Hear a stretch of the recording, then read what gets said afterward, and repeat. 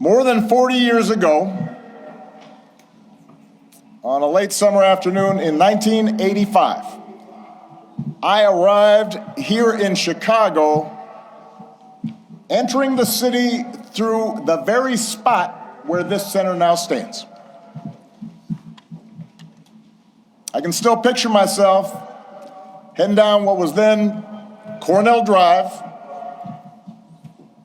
in a janky used car that I'd bought in New York, with all my worldly possessions stuffed in the trunk and the back seat, so I really couldn't see out of the rearview mirror, and I was a safety hazard.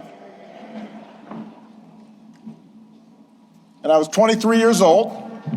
I'd just been hired by a group of churches on the South Side to help organize a part of the city that had been battered by steel plant closings and chronic neglect. And I didn't have much organizing experience. Didn't know anybody in Chicago. But I had been inspired by the civil rights movement, and I knew I wanted to make a difference. And although I wasn't sure exactly how I was going to do that, I was possessed with this abiding faith that if we could give people more of a say in the forces that govern their lives, if we could bridge some of the differences that drove us apart, then we could build an America where everyone counts and everyone has a fair shot and everyone belongs. Even a mixed-race kid with a weird backstory and a name nobody could pronounce.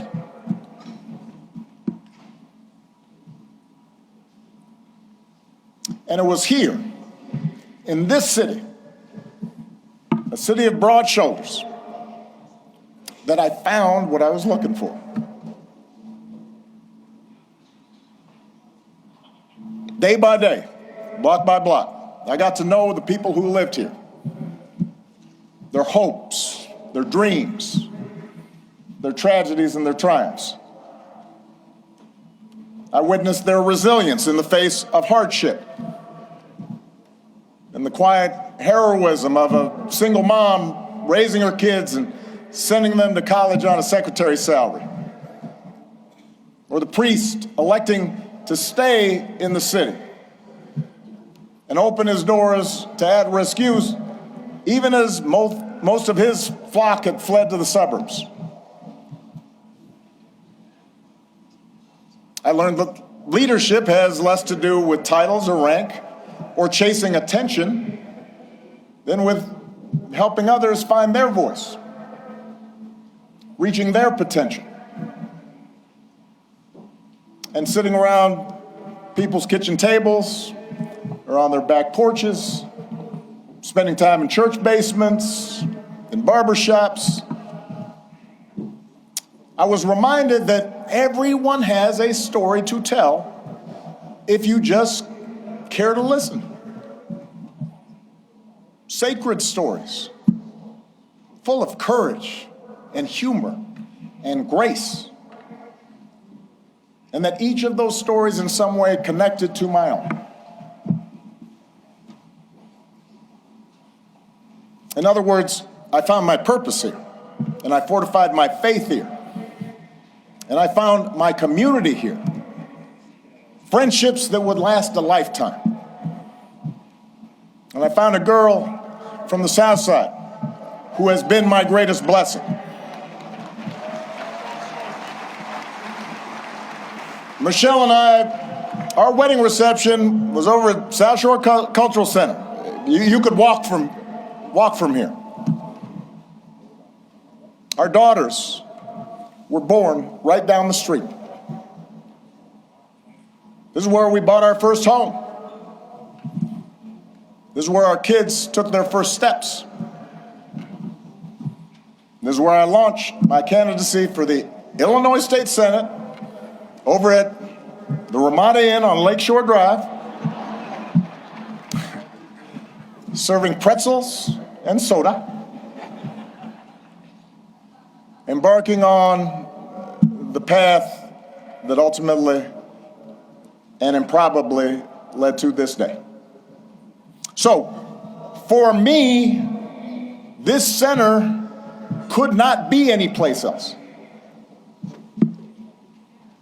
It's an expression of thanks, an acknowledgement that so much of what I hold most dear I owe to the people of this city and the people of these surrounding neighborhoods. When I go through the museum, I skip me because I'm not that interested. I've heard myself talk. But I will catch you.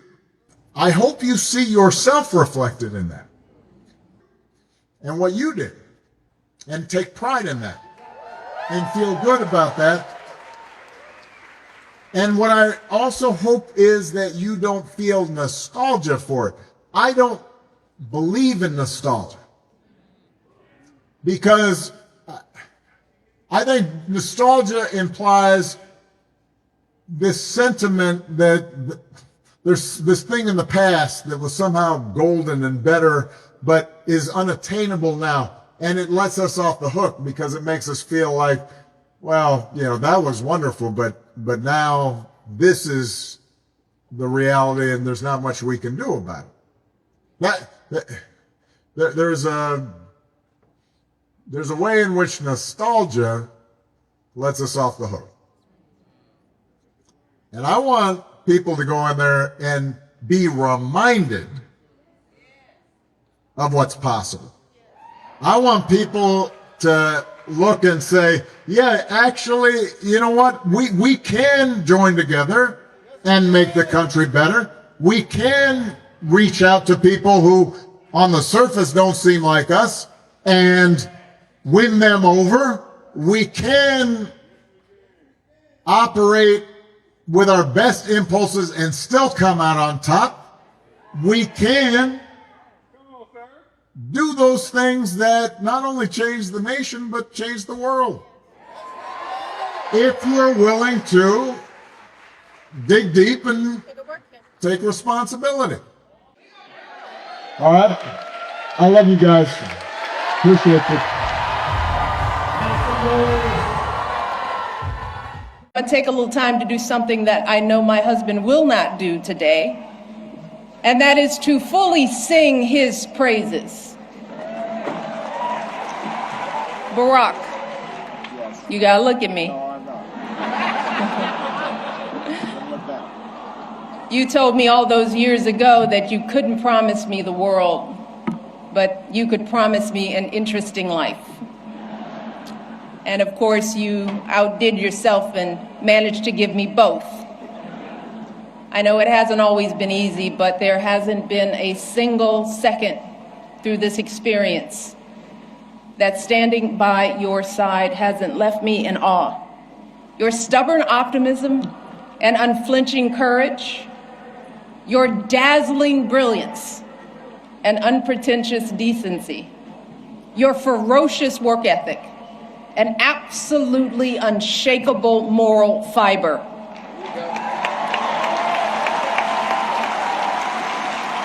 And to do it all as a first, and the higher standard that comes with all that. Hello, everyone, and what a beautiful day, right? Nothing like a project by my husband to bring out the sun. So please indulge me for a moment, because I'm gonna take a little time to do something that I know my husband will not do today, and that is to fully sing his praises.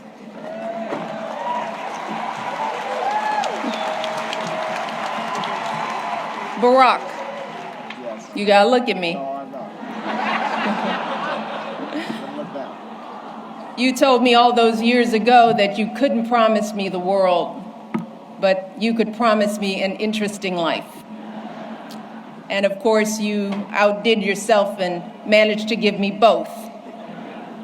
I know it hasn't always been easy, but there hasn't been a single second through this experience that standing by your side hasn't left me in awe. 8 years in the crucible, and not once did you melt from the heat. Not once did you let it harden you. Instead, you used it to reveal your truest essence, your stubborn optimism and unflinching courage, your dazzling brilliance and unpretentious decency, your ferocious work ethic, and absolutely unshakable moral fiber.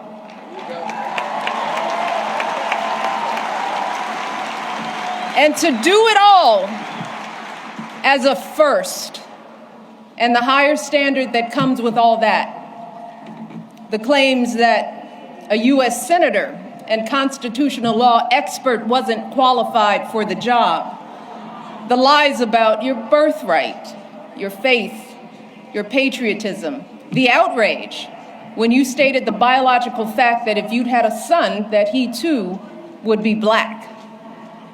Yet, you were unflappable at every turn, always focused, always calm, always looking at the long view. How absurd it is to even imagine that you might have buckled under the pressure even once, lashed out in frustration, lost your temper. How absurd it is to imagine that you might have done anything but make our family and this entire country proud.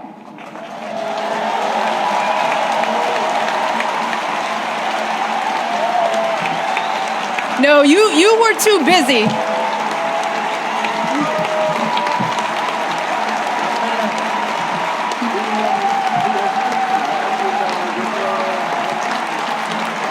I'm not done, y'all.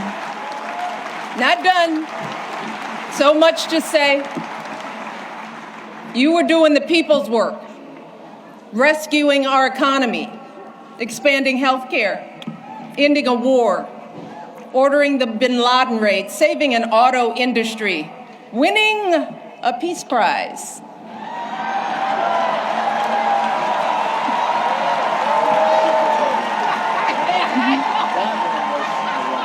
Keeping us safe from Ebola, regulating the banks, standing up for marriage equality, listening to science, and comforting an entire nation in the face of unspeakable tragedies. And you did it all with such grace and class and cool that you made the hardest job in the world look like a walk in this beautiful park. Your mother, Toot, Gramps, you are a tribute to their love. They are up there grinning and hugging today because you never forgot who you are and where you came from. Single mother, working hard to get by and get an education and show her son the world. Grandparents who didn't have much, but they had the perfect recipe to nurture your flame. You never forgot the folks in the union halls and church basements here in Chicago, where you first put your ideals to this test. You never forgot all the voters you registered and students you taught and neighbors you organized. You never fell for the temptation of a quick fix or an easy payday. You never changed from that idealistic summer associate who showed up on that rainy day when we first met without an umbrella. You always gave us the very best within you. And in doing so, you reminded the rest of us that we could too. Barack, there are no words to express how proud I am of the way you showed up, and continue to show up every single day. It has been an honor to be by your side. You have made me a better person and have given us all an example that we should strive to emulate. And I hope you know, there is truly no higher calling than that.